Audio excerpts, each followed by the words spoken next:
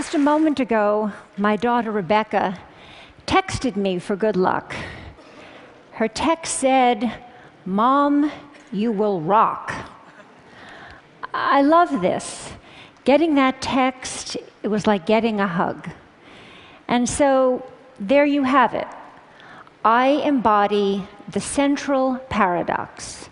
I'm a woman who loves getting texts, who's going to tell you that too many of them can be a problem.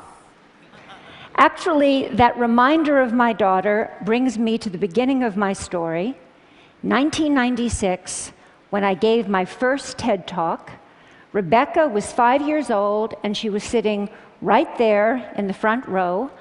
I had just written a book that celebrated our life on the internet, and I was about to be on the cover of Wired magazine.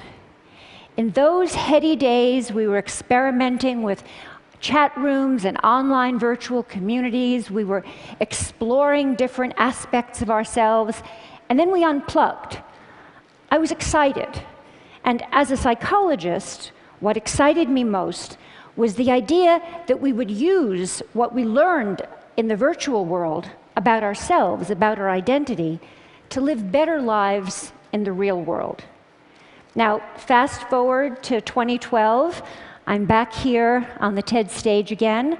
My daughter's 20, she's a college student. She sleeps with her cell phone. So do I.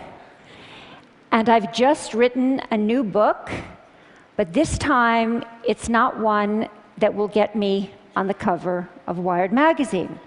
So what happened?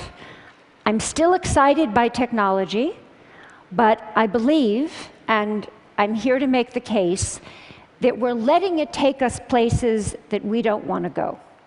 Over the past 15 years, I've studied technologies of mobile communication, and I've interviewed hundreds and hundreds of people, young and old, about their plugged-in lives. And what I've found is that our little devices, those little devices in our pockets, are so psychologically powerful that they don't only change what we do, they change who we are. Some of the things we do now with our devices are things that only a few years ago we would have found odd or disturbing, but they've quickly come to seem familiar, just how we do things. So just to take some quick examples, people text or do email during corporate board meetings. They text and shop and go on Facebook during classes, during presentations, actually during all meetings. People talk to me about the important new skill of making eye contact while you're texting. People explain to me that it's hard, but that it can be done. Parents text and do email at breakfast and at dinner while their children complain about not having their parents' full attention, but then these same children deny each other their full attention. This is a recent shot of my daughter and her friends being together while not being together. And we even text at funerals. I study this. We remove ourselves from our grief or from our reverie, and we go into our phones. Why does this matter? It matters to me because I think we're setting ourselves up for trouble. Trouble certainly in how we relate to each other, but also trouble in how we relate to ourselves, in our capacity for self-reflection. We're getting used to a new way of being alone together. People want to be with each other, but also elsewhere, connected to all the different places they want to be. People want to customize their lives. They want to go in and out of all the places they are because the thing that matters most to them is control over where they put their attention. So you want to go to that board meeting, but you only want to pay attention to the bits that interest you. And some people think that's a good thing. But you can end up hiding from each other even as we're all constantly connected to each other.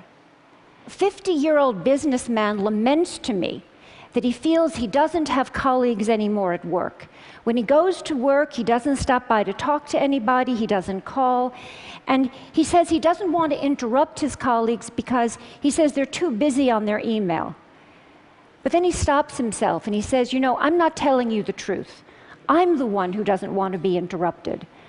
I think I should want to, but actually I'd rather just do things on my BlackBerry. Across the generations, I see that people can't get enough of each other if and only if they can have each other at a distance in amounts they can control. I call it the Goldilocks effect. Not too close, not too far, just right. But what might feel just right for that middle-aged executive can be a problem for an adolescent who needs to develop face-to-face relationships. An 18-year-old boy who uses texting for almost everything says to me wistfully, someday, but certainly not now, I'd like to learn how to have a conversation. When I ask people, what's wrong with having a conversation? People say, I'll tell you what's wrong with having a conversation. It takes place in real time, and you can't control what you're going to say. So that's the bottom line. Texting, email, posting, all of these things let us present the self as we want to be. We get to edit, and that means we get to delete.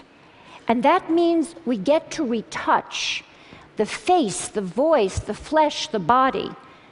Not too little, not too much, just right.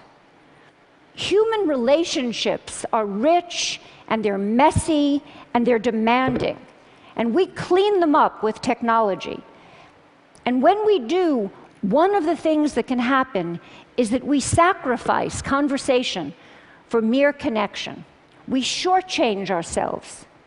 And over time, we seem to forget this, or we seem to stop caring. I was caught off guard when Stephen Colbert asked me a profound question. A profound question. He said, don't all those little tweets, don't all those little sips of online communication add up to one big gulp of real conversation? My answer was no, they don't add up. Connecting in sips may work for gathering discrete bits of information. They may work for saying, I'm thinking about you, or even for saying, I love you. I mean, look at how I felt when I got that text from my daughter. But they don't really work for learning about each other, for really coming to know and understand each other. And we use conversations with each other to learn how to have conversations with ourselves. So a flight from conversation can really matter because it can compromise our capacity for self-reflection. For kids growing up, that skill is the bedrock of development. Over and over I hear, I would rather text than talk. And what I'm seeing is that people get so used to being shortchanged out of real conversation, so used to getting by with less, that they become almost willing to dispense with people altogether. So, for example, many people share with me this wish that someday a more advanced version of Siri, the digital assistant on Apple's iPhone, will be more like a best friend, someone who will listen when others won't. I believe this wish reflects a painful truth that I've learned in the past 15 years. That feeling that no one is listening to me is very important in our relationships with technology.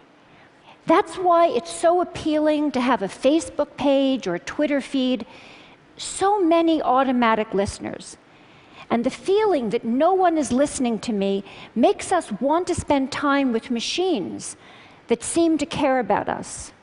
We're developing robots, they call them sociable robots, that are specifically designed to be companions to the elderly, to our children, to us. Have we so lost confidence that we will be there for each other? During my research, I worked in nursing homes, and I brought in these sociable robots that were designed to give the elderly the feeling that they were understood. And one day I came in, and a woman who had lost a child was talking to a robot in the shape of a baby seal. It seemed to be looking in her eyes. It seemed to be following the conversation. It comforted her. And many people found this amazing. But that woman was trying to make sense of her life with a machine that had no experience of the arc of a human life. That robot put on a great show. And we're vulnerable. People experience pretend empathy as though it were the real thing. So, during that moment when that woman was experiencing that pretend empathy, I was thinking, that robot can't empathize. It doesn't face death. It doesn't know life. And as that woman took comfort in her robot companion, I didn't find it amazing. I found it one of the most wrenching, complicated moments in my 15 years of work. But when I stepped back, I felt myself at the cold, hard center of a perfect storm. We expect more from technology and less from each other. And I ask myself, why have things come to this? And I believe it's because technology appeals to us most where we are most vulnerable. And we are vulnerable. We're lonely, but we're afraid of intimacy. And so from social networks to sociable robots, we're designing technologies that will give us the illusion of companionship without the demands of friendship. We turn to technology to help us feel connected in ways we can comfortably control. But we're not so comfortable. We are not so much in control. These days, those phones in our pockets are changing our minds and hearts because they offer us three gratifying fantasies. One, that we can put our attention wherever we want it to be. Two, that we will always be heard. And three, that we will never have to be alone. And that third idea, that we will never have to be alone, is central to changing our psyches. Because the moment that people are alone, even for a few seconds, they become anxious, they panic, they fidget, they reach for a device. Just think of people at a checkout line or at a red light. Being alone feels like a problem that needs to be solved, and so people try to solve it by connecting. But here, connection is more like a symptom than a cure. It expresses, but it doesn't solve an underlying problem.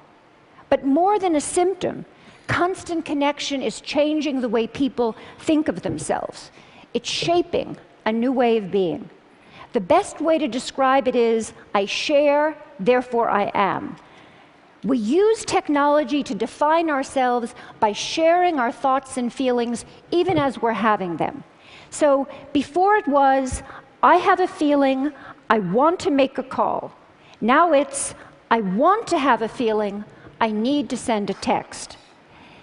The problem with this new regime of I share, therefore I am, is that if we don't have connection, we don't feel like ourselves. We almost don't feel ourselves. So what do? We connect more and more. But in the process, we set ourselves up to be isolated. How do you get from connection to isolation? You end up isolated if you don't cultivate the capacity for solitude, the ability to be separate, to gather yourself. Solitude is where you find yourself so that you can reach out to other people and form real attachments. When we don't have the capacity for solitude, we turn to other people in order to feel less anxious or in order to feel alive. When this happens, we're not able to appreciate who they are. It's as though we're using them as spare parts to support our fragile sense of self. We slip into thinking that always being connected is going to make us feel less alone. But we're at risk, because actually it's the opposite that's true. If we're not able to be alone, we're going to be more lonely. And if we don't teach our children to be alone, they're only going to know how to be lonely.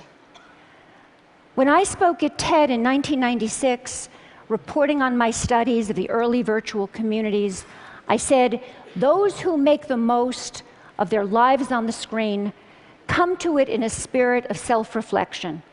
And that's what I'm calling for here, now.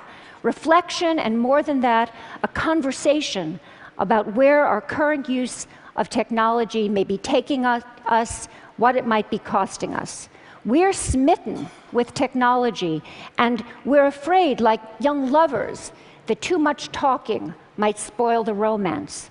But it's time to talk. We grew up with digital technology, and so we see it as all grown up. But it's not. It's early days. There's plenty of time for us to reconsider how we use it, how we build it. I'm not suggesting that we turn away from our devices, just that we develop a more self-aware relationship with them, with each other, and with ourselves. I see some first steps. Start thinking of solitude as a good thing. Make room for it. Find ways to demonstrate this as a value to your children. Create sacred spaces at home, the kitchen, the dining room, and reclaim them for conversation. Do the same thing at work. At work, we're so busy communicating that we often don't have time to think. We don't have time to talk about the things that really matter. Change that. Most important, we all really need to listen to each other, including to the boring bits, because it's when we stumble or hesitate or lose our words that we reveal ourselves to each other. Technology is making a bid to redefine human connection, how we care for each other, how we care for ourselves, but it's also giving us the opportunity to affirm our values and our direction. I'm optimistic. We have everything we need to start. We have each other, and we have the greatest chance of success if we recognize our vulnerability, that we listen when technology says it will take something complicated and promises something simpler. So in my work, I hear that life is hard, relationships are filled with risk, and then there's technology. Simpler, hopeful, optimistic, ever young. It's like calling in the cavalry. An ad campaign promises that online and with avatars, you can, quote, finally, love your friends, love your body, love your life. Online and with avatars. We're drawn to virtual romance, to computer games that seem like worlds, to the idea that robots will someday be our true companions. We spend an evening on the social network instead of going to the pub with friends.